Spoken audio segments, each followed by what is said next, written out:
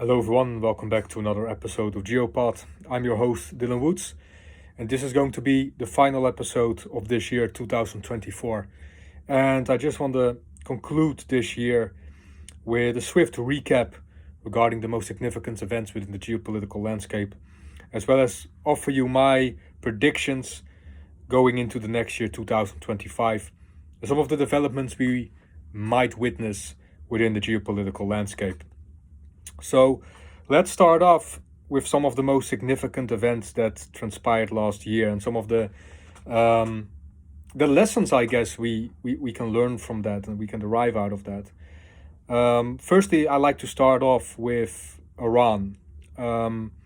This has been the year that Iran has more or less been exposed.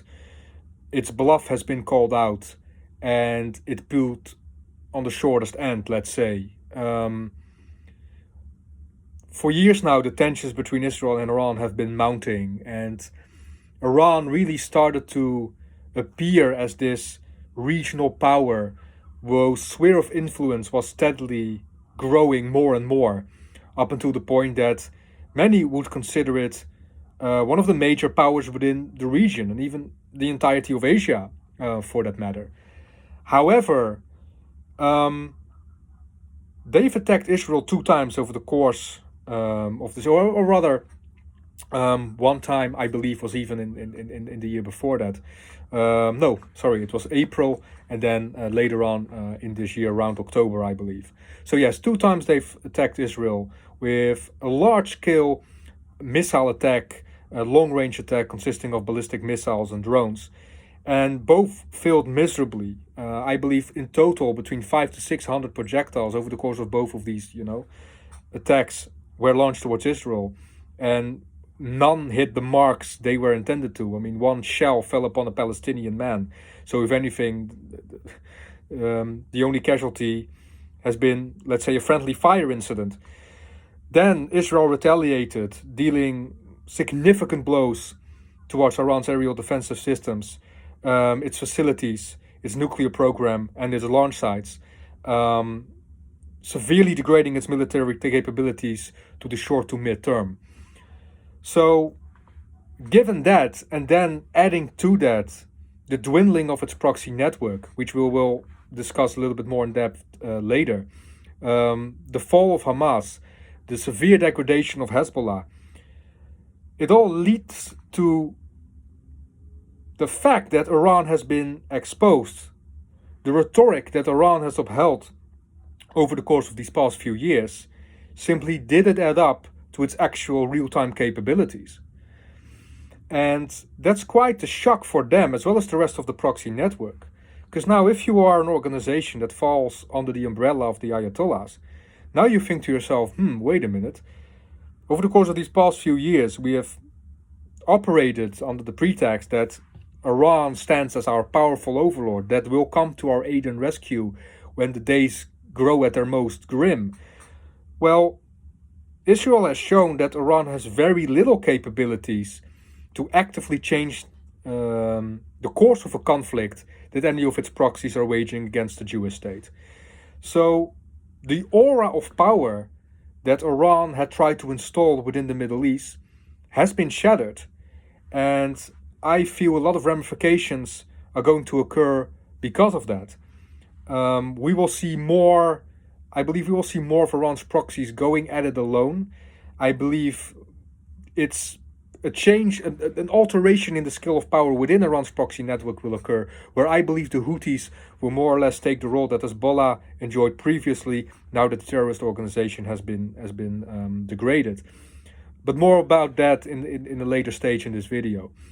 So Iran has been exposed, and it goes into 2025 with a lot of question marks. It has lost two of its most important proxies in Hamas and Hezbollah. Hezbollah is still active, but its capabilities have been degraded to such a point that it will take them quite some time to recover. Hamas is very unlikely to return to the power it enjoyed before October the 7th, 2023.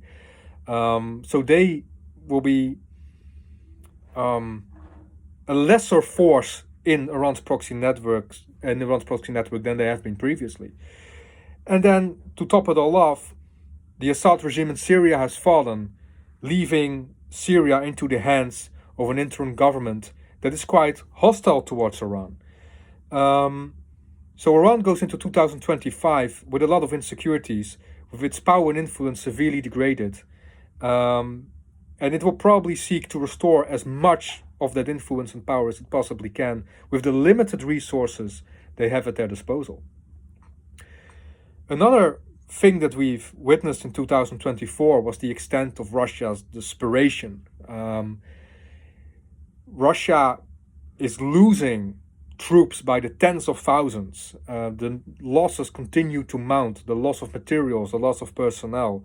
They are now dependent more than ever on their allies, in particular Iran and North Korea, the latter of which actively have supported them with troops and has already lost over 10,000 troops during the time frame that they've been active within the Ukraine war. Russia is desperate. It's throwing everything at the kitchen sink at Ukraine and the Western world. Out of frustration and vexation, given the fact that their own resources seem still insufficient regarding eliciting real change upon the field of battle. And even with the reinforcements, the continuous draft programs, now there's talk about lowering the age of the draftees to age 14. So we're already talking about potential child soldiers here. But none of it has proven to be course altering in the overall context of this war. And if anything, like I said, it stands to Russia's desperation. Ukraine is getting more and more advanced weaponry. It's adapting more and more. Yes, Russia is marginally gaining ground, but the ratio of the speed in which they're able to do so, compared to the staggering losses they continue to suffer, I don't believe it stands as a real victory or significant progress to them. Now, it is alarming and it needs to be addressed. And that's something that we'll definitely discuss later on in this video, given my predictions for 2025. But for me, this year stood as a testament to Russia's increasing desperation, but also its willingness to persevere in this war. This war is by no means reaching its end or conclusion. This is going to be a war of attrition, not just between Russia and Ukraine, but between the axis of evil consisting of Russia, North Korea, Iran, and China, and the entirety of the Western world. 2024 also stood as a testament to Israel's military excellence. And I just want to highlight this, guys, because what Israel has done, not just in Gaza, but within Lebanon, is nothing short of extraordinary. Their systematic degradation of Hezbollah should be studied for decades after this. The way they have infiltrated Hezbollah's command and control structure, the way they were able to pick apart, neutralize, and take advantage of its communication structure, the way they were able to tear apart its organizational hierarchy. I mean, it's a beautiful example of the excellence and the intelligence-based precision that Israel's military adheres to. Before this latest conflict between Hezbollah and Israel, many people dreaded a new conflict with Hezbollah based upon the perception many people had about the 2006 Lebanon war. And I've always said, even multiple times on this channel, I strongly disagree with the perception many analysts and experts have on the 2006 Lebanon war. Many people consider it a stalemate. Well, it was anything but. I will say it once again. The only reason the 2006 Lebanon war ended was because of UN Resolution 1701. A UN resolution that called for the complete disarmament of Hezbollah, overseen by the Lebanese government, and its retreat all the way north to the Litani River. Now, the reason why it didn't occur has no direct, let's say, impact on the conclusion of this war. I mean, Israel was capable and ready to prolongate its war in 2006. The reason that they didn't was, again, because of UN Resolution 1701. So, if you sign or you comply to a resolution that calls for your complete disarmament, then how can it become a stalemate? What you're basically doing is surrendering. Now, obviously, Hezbollah did it with a lot of cunning and with different motives and agendas in mind. But nonetheless, UN Resolution 1701 called for the utter disarmament of Hezbollah. So a stalemate is out of order, in my opinion. Many people in the world, including Iran, I might add, anticipated that Hezbollah would be able to at least weather the storm and survive the Israeli onslaught. However, they were proven vastly mistaken, because Israel obliterated Hezbollah, utterly annihilated them from the very top to their very roots. It was a beautiful display of military efficiency, a beautiful display of intelligence depth and cooperation between various security elements. A textbook example, one that should be studied for years on end regarding the topic and subject of urban warfare. Same can be said for Gaza, where, in my opinion, Israel's military units continue to excel. As of right now, we're talking about a casual ratio of approximately 44 to 45,000. Little less than half are Hamas combatants. Maybe even more, given the tactics Hamas and the Palestinian Jihad have long adhered to. For example, forcing their operatives to wear civilian clothing when embedded and engaged in combat. So, what that tells us is that Israel has maintained more or less a 1-to-1 ratio between combatants and civilians killed within the most complex urban theater ever. There's no place like Gaza. Not Korea, not Vietnam, not Iraq, not Afghanistan, not Libya, not Kosovo. Gaza stands on its own when we're talking about a complicated and intricate urban theater. A radical Islamic state, rather, where every element of its infrastructure has been optimized for terrorist operations. And Israel has shown incredible resolve, cunning, and efficiency in dismantling those infrastructures, with mitigating civilian casualties to the furthest extent possible. And this is not just, you don't have to take my word for it, this has been attested and affirmed by many reports disseminated by military organizations consisting of military professionals with decades of experience under their belt. The high-level military group, for example, disseminated their report to the ICC, which was callously disregarded, in my opinion. But yeah, you should definitely look into that. It's worth a read. And it stands as a testament to the level at which Israel's military continues to operate.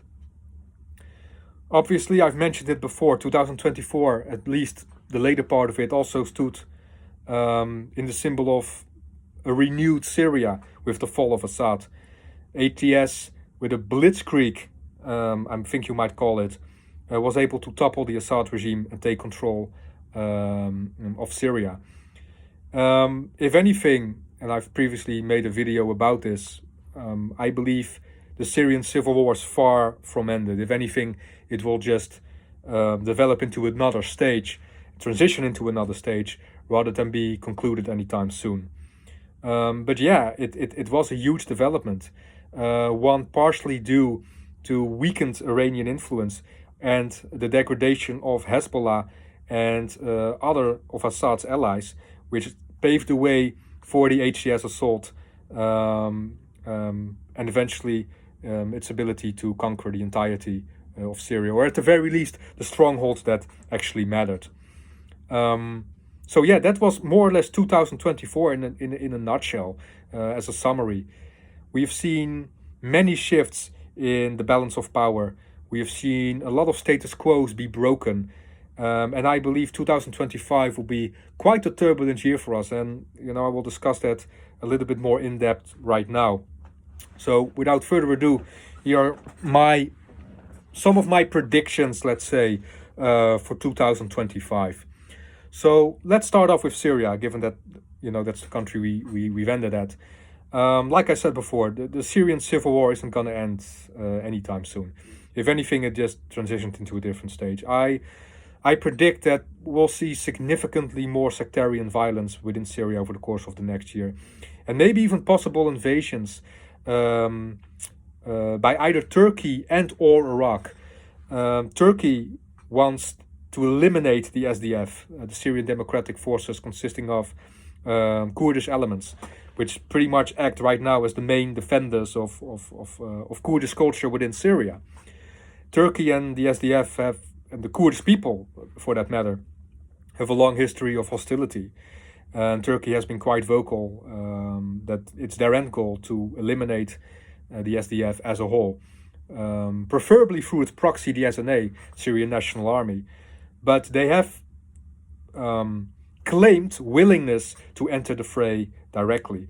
And obviously, if something like that were to occur, it's very unlikely that the SDF will continue to enjoy US support on the scale they've enjoyed thus far. And obviously, if Turkish troops will actively become a part of this conflict, I deem the future of the SDF not to be very bright, let's just say. Iraq, on the other hand, has uttered quite some aggressive rhetoric, one might say, saying that they're ready and willing to invade the country should certain threats threatening Iraqi sovereignty emerge, in the form of ISIS in particular. Recently, I've posted a theory on LinkedIn where I shared some of my opinions regarding this rhetoric. And I said then and there that I don't believe for an instant that Iraq is truly that concerned about an ISIS resurgence. Not to say that it isn't a possibility. No, what we're seeing right now from Iraq is Iranian pressure, especially coming from the Badr organization, which is part of Iran's proxy network, as Iran tries to maintain or regain as much influence within Syria as possible, given the fact that the country is a vital part of its regional ambitions and its proxy network in general. So this is just blatant rhetoric from Iraq, but the underlying agenda here is that Iran and its proxies wish to maintain or regain any influence they can within Syria over the course of next year. And if they have to invade Syria by means of Iraqi militias, then they will most certainly do so, once again due to the essential strategic part Syria plays within Iran's proxy network and overall long-term strategy. Another prediction for 2025 that I've seen many speculations about is a potential ceasefire between Israel and Hamas. Is it plausible that it will occur? And if so, what would the conditions be? I believe an agreement between Israel and Hamas is implausible. However, I believe that an agreement between Israel and the Palestinian Authority regarding Gaza is very plausible indeed. Israel will never allow any Hamas, either military or political presence within Gaza for the foreseeable future, if ever. But that doesn't mean that cannot be worked around.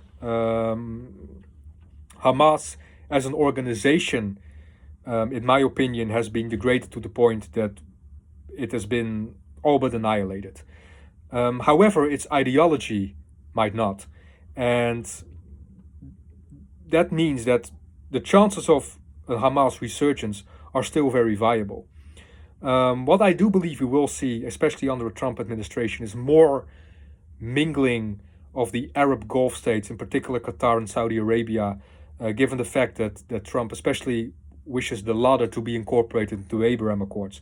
I believe both of these countries, in particular Saudi Arabia, will play a larger role within any negotiations, as well as any future security apparatus, let's say, within the Gaza Strip. I do believe that the Palestinian Authority will be more eager to step up, given the fact that, well, there's no one else. It's the Palestinian Authority or a bunch of radical Islamists. I'm not saying that either one is necessarily better than the other, because let's be honest, both have the extent of their blemishes, let's say. But the PA is pretty much the only legitimate political party left. And is going to is going to tend to the Gaza Strip, and will most certainly be incorporated, or has to be incorporated, within any potential agreement regarding the Gaza Strip going into the future. When it comes down to Hamas, I believe the organization will be further degraded, especially with the new Trump administration. I believe Trump will heighten the focus on returning the remaining hostages, locating them, and whilst they're doing that, Hamas's capabilities will continue to dwindle, because especially as long as these hostages are not returned to their respective families, the Israeli military will not cease its efforts, which means that more and more of Hamas's infrastructure will be scrutinized and thereby eventually eliminated. Iran, I've already discussed Iran a little bit in depth. Iran, like I said before, will most likely seek to regain the influence that it has lost, will seek to rebuild its proxies, in particular Hezbollah and Hamas, to the furthest extent possible. However, now that the Assad regime has been toppled, Syria, they've pretty much lost Syria, which means they've proved a vital axis within their smuggling routes, within their support, within their arms networks, and within their overall proxy network. So rebuilding Hamas and Hezbollah to the scale they were at before Israel's onslaught will prove to be a daunting, if not insurmountable, task for them. What I believe to be more likely is that we will witness the further degradation of Iran's proxy network, where Israel is going after other elements of the Ayatollah's influence, in particular the Houthis, who are still standing quite strong and who still pose a significant threat towards Israel in terms of long-range ballistic missiles and drone attacks. Also, given Trump's assertive rhetoric, let's say, towards Iran, I do believe it will be viable that we'll see more efforts targeting Iran directly, both from the United States as well as Israel, especially now that Syria has been more or less disarmed. I mean, its aerial defensive systems have been rendered useless, inoperable. Its radar systems have been destroyed by persistent IDF aerial campaigns.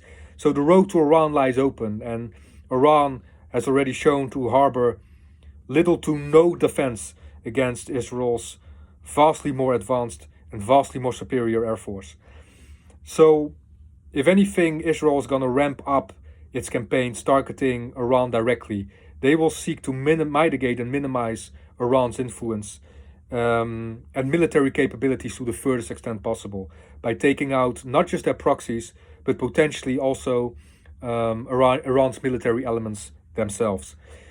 And they found a perfect dance partner in Donald Trump, who has long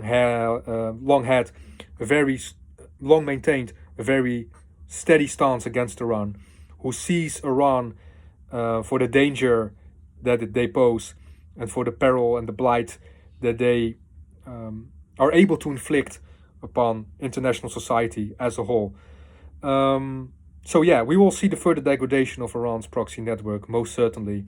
And I do believe that Israeli efforts will be targeted more towards the Houthis and potentially the militias active within Iraq than Hezbollah, given the fact that Hezbollah has been degraded and will need quite the amount of time to reorganize itself and restore itself from the latest Israeli onslaught. Now, I've already mentioned Donald Trump. Trump is going into office in January, and many people are anticipating what will occur in those following months. I mean, Trump has proclaimed that he will be able to end the Russia-Ukrainian war within a day, something that is most likely going to fall. So here is what I believe will happen in Trump's first months, perhaps first year of presidency. very quickly Trump will come to the realization that there's no swift conclusion to the current war in Ukraine. And once he comes to that realization, and once his initial efforts falter, his first reaction, I believe, would be to point out scapegoats. That scapegoats may either be Putin, it may be Zelensky, or it may be the both of them, where he just says, I've tried, but none of them want peace. I pull my hands away from this entire conflict. However, over the course of the months that will follow, I believe he will come to the realization that it is in his best interest to counter Russia, especially if he wishes to counter China, North Korea, and Iran in the manner that he so far has proclaimed he tends to do so. So what I believe we'll see then is that he will continue to support Ukraine in one way or another, whether that be low-key or whether he changes his rhetoric altogether and goes full in on the Ukrainian support and pretty much points out Putin as the scapegoat. So the rhetoric that he's upholding now will falter within the first few months of his presidency, given the realities on the ground and given the unwillingness of especially Vladimir Putin to make any sort of concessions when it comes down to his war. So it's very interesting to see how Trump will handle those initial losses or initial setbacks, let's say, because they're going to occur. And even if he can achieve some sort of success, whether that be even when there be minor ones, it will still be a long way before the war in Ukraine reaches its conclusion. So that brings us to NATO, right? Like, what is NATO going to do in 2025? We've just seen Mark Rutte, the Secretary General of NATO, give quite a compelling speech regarding the state of NATO and where he believes NATO should, the emphasis NATO should place upon in the future. Now, he said that as of right now, NATO's deterrent stance, but that is the future he's worried about, and for quite a good reason. We've seen a huge surge in Russia's military industry. We've seen deeper collaboration between Iran, North Korea, China, and Russia, which moves NATO to invest more into its defense industry. It needs to ramp up its defense industry. It needs to prepare for wars of attrition. It needs to understand that, no, these are not times of peace. We are not in the age of Aquarius yet. The world is in turmoil, not just within Eastern Europe, but in the Middle East, in the Pacific. There's danger looming around every corner. And if we all sit on our laurels, we provide our enemies with ample time to shorten the margins, let's say, in terms of power between NATO and its adversaries. So that's something that obviously NATO wishes to avoid. What I do believe we'll see is that NATO will increase and ramp up its support for Ukraine, especially keeping in mind Trump's rhetoric right now. But also I see that we will see a huge increase in defensive spending. I do believe NATO is awake, let's say. And NATO understands that, yes, America might still be our most valuable and military powerful partner, but we, the European nations, need to be able to fend for ourselves should we be bestowed with a US president that has no interests in deepening its ties with the alliance and supporting the European nations in their struggle against Russia. So NATO will ramp up its defense industry accordingly. And by doing so, I believe they will convince Trump that, because he has always said or always proclaimed that one of his most significant grievances with NATO is that the shortage of defense spending, that they rely too much on the US. And he's not wrong about that. I've said that before on this channel. He's actually spot on about that. For a very long time, the European NATO members have been lazy. They have looked to the US if there was any problem or any threat within the geopolitical landscape. And yes, the US is not that lucky. We're all part of an alliance here, which is based upon mutual determination, mutual commitment, and to a certain extent capability. And if you falter and if you, let's say, neglect those capabilities or neglect those duties, then it's perhaps time to reconsider the integrity of the alliance as a whole. As I've said before, NATO should continue. NATO should survive. NATO is incredibly significant, not just for the time we're currently living, but for the future as well. I've previously stated on multiple occasions that I believe alliances such as NATO are the future, and eventually such alliances will expand further and further and further until they reach a global level. I believe this to be a natural development for the human race, and one that will set the foundations for our next leap into our development as a race, as a species. So I do believe that by the end of the day, especially given Secretary General Mark Rutte's vision, that Trump and NATO will grow closer to each other. And I don't believe for a second that Trump will stick to his rhetoric. He most certainly won't leave NATO. I mean, that's simply practically impossible given the US legislations currently in place regarding that topic. But I still do believe that he will continue to support NATO, at least for the majority of his presidency. It might take a few months, but like I said, once he realizes that his initial plans, let's say, are doomed to fail, he will be forced to adapt. And very quickly he will come to the understanding that this presidency is going to be different than his last one in 2016, and that it requires a different approach than the one he adhered to previously. Trump is not an idiot. Trump relies heavily on rhetoric to elicit certain reactions. When he says one thing, you have to keep in mind that what he's actively trying to do is to elicit a certain response, to elicit a certain action. Trump adheres to the notion that any action gets a reaction, right? He kind of perceives the geopolitical landscape in a way as a scientific formula, one that requires a specific input at a certain point in time in order to elicit the desired response or the desired reaction or the desired conclusion. So if he says one thing, the actual outcome that he wants to achieve might actually stand on the other spectrum of that statement or of that quote. And that's something that many people fail to realize. Of course, many things that he says he intends to follow. But I believe, especially when it comes down to the geopolitical landscape, what he wishes to do most of all is elicit certain responses that will prove advantageous to America and the entire geopolitical community, for that matter, in the end.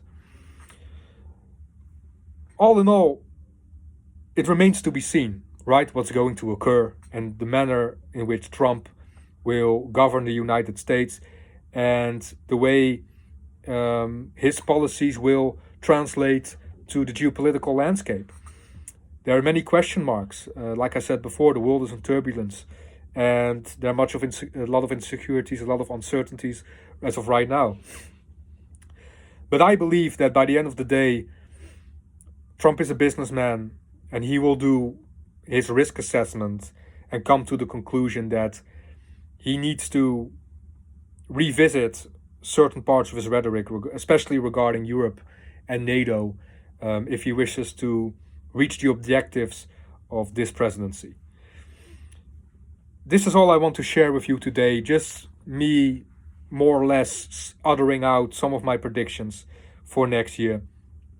I aim to disseminate more content on this channel next year, guys. This year has been more or less trial and error for me.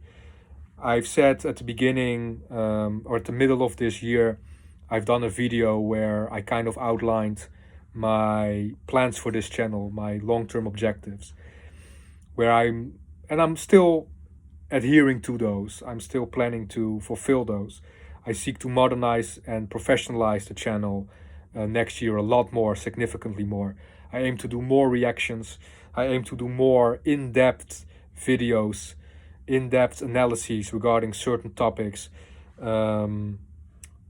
about the geopolitical landscape, about history, about strategy, anything that is applicable to the world that we live in, regarding politics, that is.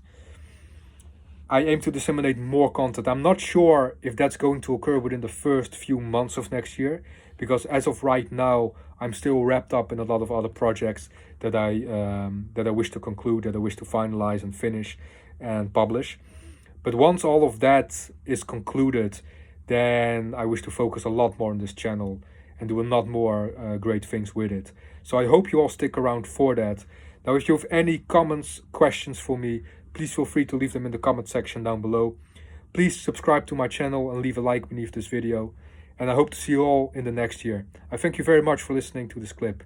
God bless and have a prosperous new year.